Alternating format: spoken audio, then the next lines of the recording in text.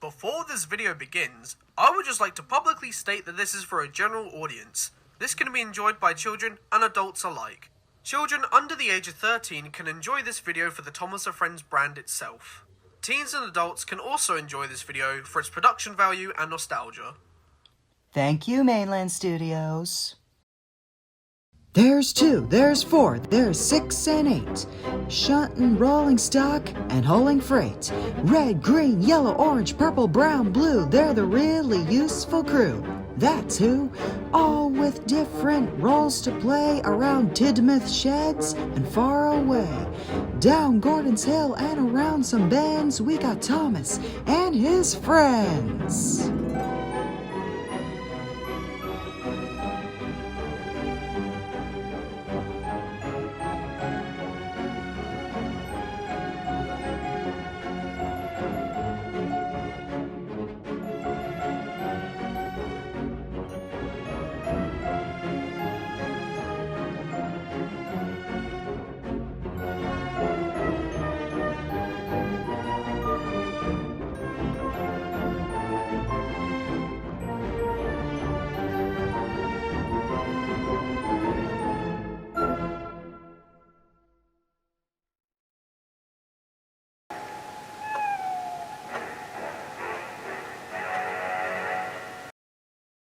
It was a cool day on the island of Sodor, and the air was quite crisp. Although, during this October, it's quite different. Due to the fact of some current events, there weren't very many trick-or-treaters. However, there are still some ways you can celebrate Halloween, like telling each other scary stories. Scary like this one. It all started on the Culdee Railway. 2 new diesels were introduced, Gina and Perry. Oktoberfest! And some of the mountain engines were giving them a brief catch-up.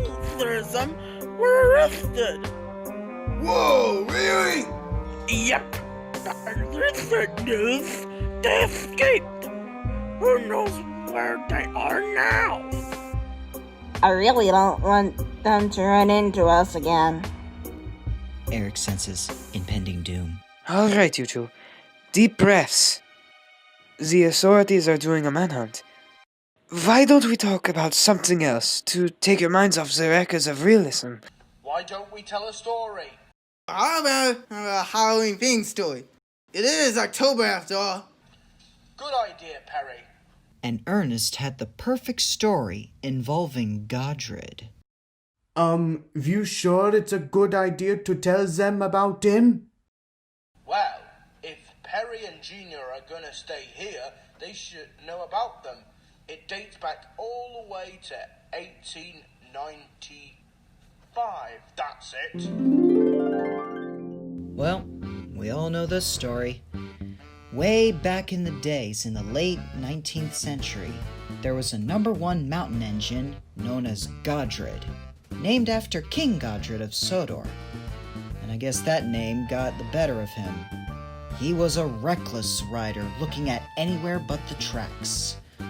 The other engines warned him about his careless behavior, but he took no notice.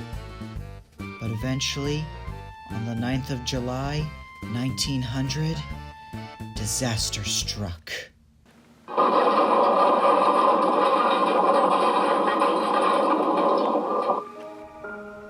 Not just for Godred, but also a certain passenger who made a grave mistake. He bailed out, but resulted a nasty wound to the head and a major loss of blood. With his final breath, he cursed the railway. And so, not just one fatality happened, but rather 2. Legend has it that the first passenger still haunts the railway on the date of the accident. That was a pretty scary story, lad. I know some of these parts we used to mend you lads, but I didn't think his demise would make another. I don't know what to say. None of the old controllers decades ago told us about the passenger's accident. Eventually, one by one, they all went to sleep. But the next day, the engines were still thinking about Ernest's story. Specifically, the one about the death of his first passenger.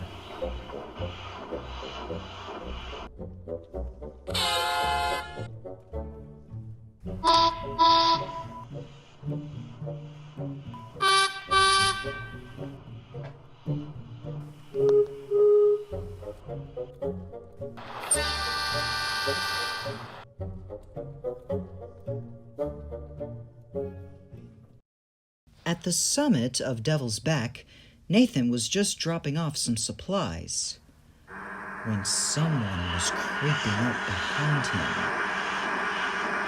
It was Ernest. Hello, Nathan. Oh, Ernest, it's you. I hope my story last night didn't scare you too much. The two engines chatted for a little while, but then Nathan had to leave. But then there was trouble. The points behind Ernest were jammed. Don't bother! Hold tight, mate. I'll get the track. It was getting awfully late for the switch to be mended. But eventually, the points were mended and Ernest made his way down. We better be very careful on the way down then.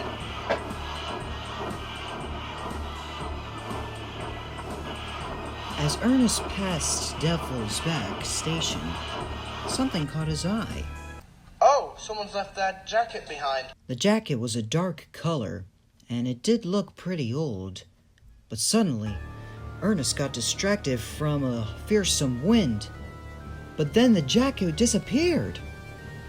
Where did it go? Ah! Unhand me!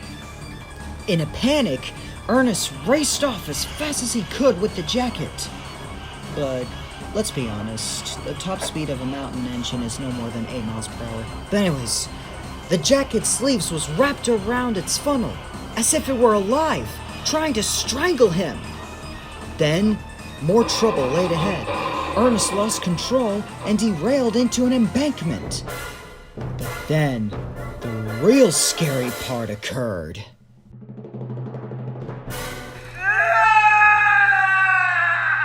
Ernest's distant screaming has woken up each of the engines back at Kirk Mansion. What was that? What was that screaming? That sounded like Ernest. He must be in trouble. Oh, I couldn't find him. Banshee's crew aborted onto Banshee, and her engine roared to life. Be careful, Banshee! And off she went into the dark night. Hold tight, Ernest! We're coming! Eventually, she arrived at the crash site. What happened?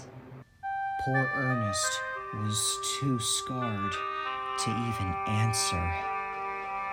But he eventually calmed down after he was hauled out by Banshee. Mr. Borain even went down to see all the issues. I was looking for my jacket. And by Jove, is that a fragment of Godred? Well, Ernest, this is certainly a demonic discovery, and it's given me an idea. Mr. Borain has decided to make that little snippet of Godred an attraction area, and they call this location Devil's Den. Not to get confused with the dive site. Well, at least it's nice to see Godred. Oh, what's left of him? Indeed, Alaric. Though I do question, how did that piece of Godred end up down there in the first place? I guess we'll never know. Alright, lads. That's all the scrap pieces from here. Come on, Hercules.